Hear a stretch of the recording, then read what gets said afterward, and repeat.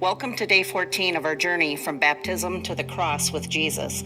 Today's reading comes from Luke chapter 7, verses 36 to 50.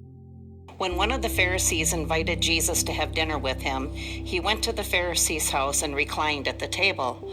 A woman in that town who lived a sinful life learned that Jesus was eating at the Pharisee's house. So she came there with an alabaster jar of perfume. As she stood behind him at his feet weeping, she began to wet his feet with her tears. Then she wiped them with her hair, kissed them, and poured perfume on them. When the Pharisee who had invited him saw this, he said to himself, "If this man were a prophet, he would know who is touching him and what kind of woman she is, that she is a sinner." Jesus answered him, "Simon, I have something to tell you." "Tell me, teacher," he said. Two people owed money to a certain moneylender. One owed him 500 denarii and the other 50. Neither of them had the money to pay him back, so he forgave the debts of both.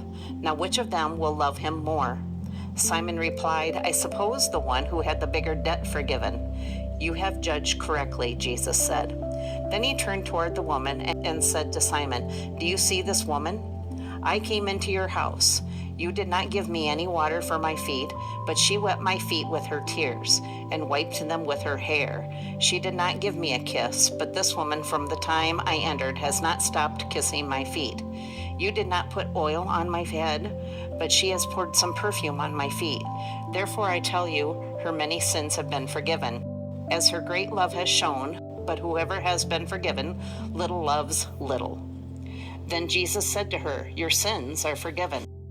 The other guests began to say amongst themselves, "Who is this, and who even forgives sins?"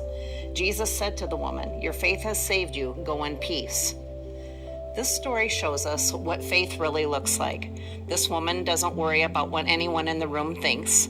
She doesn't try to fix herself first. She doesn't pretend to be something she's not. She just comes to Jesus as she is and holds nothing back. She gives him the most personal, most precious thing she has, and Jesus doesn't see her pass. He sees her heart. He sees her love. He sees her faith. And that's the lesson for us. Jesus isn't asking us to be perfect before we come to him. He isn't asking us to have it all figured out. He's asking us to come honestly, fully, without keeping parts of ourselves tucked away. A lot of times we give Jesus the easy parts of our lives, but we keep the deeper stuff to ourselves. This woman shows us what it looks like to trust Jesus with everything. So today, ask yourself, what part of your life are you still holding back? And what would it look like to place it in Jesus' hands?